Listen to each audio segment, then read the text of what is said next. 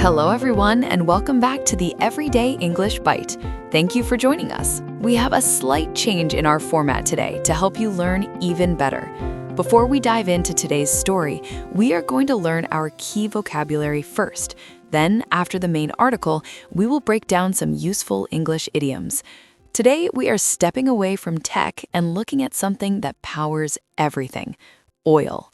Why does the price of gas change every week? Who decides it? Let's prepare our vocabulary and find out. Pre-article, key vocabulary.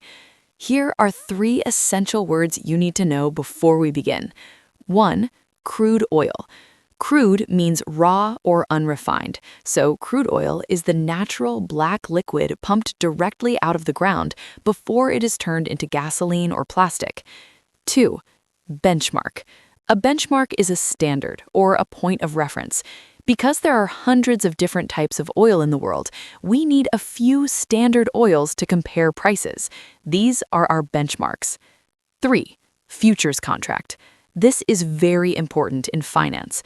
A futures contract is a legal agreement to buy or sell something, like oil, at a specific price at a specific time in the future. You aren't buying a barrel of oil today, you are buying a promise for next month. All right, keep these words in mind. Let's dive into the article. Demystifying international oil prices. Section 1. The Big 3 benchmarks. When you watch the news, you often hear that oil prices went up, but there is no single oil price. Oil from Texas is different from oil from Saudi Arabia. To make global trading easier, the world relies on 3 main benchmarks. Let's call them the Big 3. Number 1. WTI, or West Texas Intermediate. This is the benchmark for the United States. It is extracted from oil fields in the U.S., mainly in Texas. WTI is famous for being light and sweet. In oil terms, light means it is easy to refine into gasoline, and sweet means it has very low sulfur, which is better for the environment. Number 2, Brent crude. This is the big one. Brent is extracted from the North Sea between the UK and Norway. While WTI is mostly for the US, Brent crude is the benchmark for about 2/3 of all the oil traded globally. If you buy oil in Europe or Africa, the price is usually based on Brent crude. It is also light and sweet, making it very valuable. Number 3, Dubai crude. While WTI and Brent cover the West, Dubai crude is the benchmark for the Middle East and the Asian market. South Korea, Japan, and China rely heavily on this. Unlike the other 2, Dubai crude is heavy and sour, meaning it has more sulfur and requires more complex, expensive factories to refine. Section 2. Where the magic happens, the trading hubs. So where are these oils traded? Do people stand in a market holding barrels of black liquid? Not exactly. Oil is traded on massive financial exchanges, mostly as futures contracts.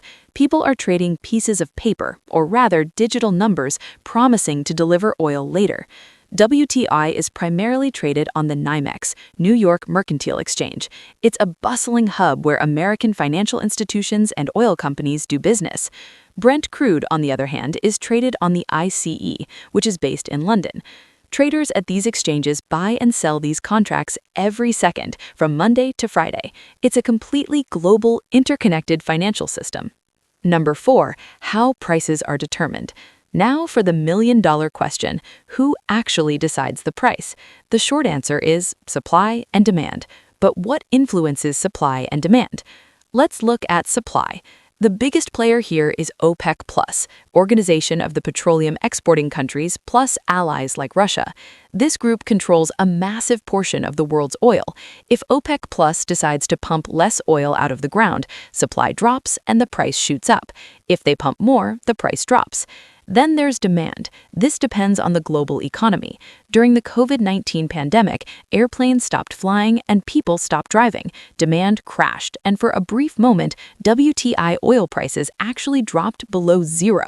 But when the economy is booming and factories are running, demand is high and prices rise.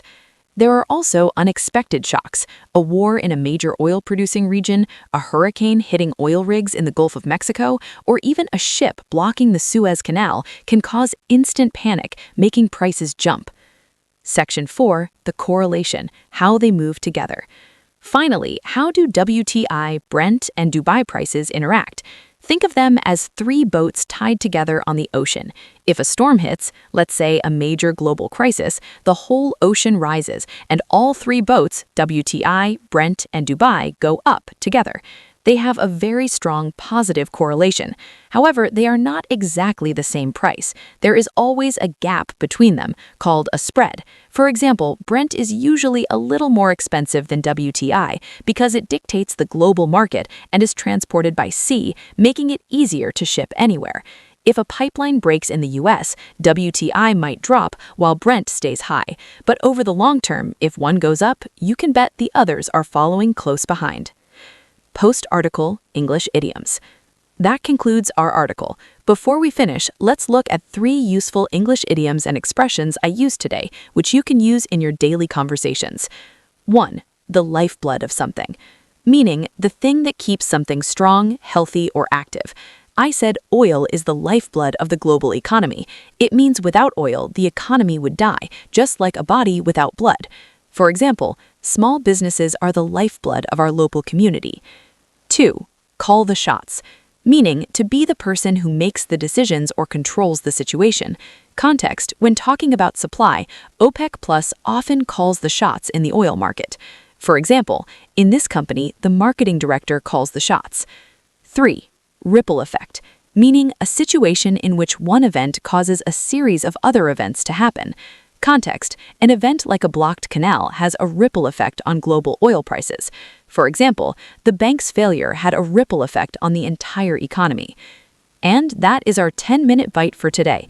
You now understand the big 3 oil benchmarks, where they are traded, and how supply and demand call the shots. Practice those new words and idioms, and I will see you in the next episode of the Everyday English Bite. Have a great day.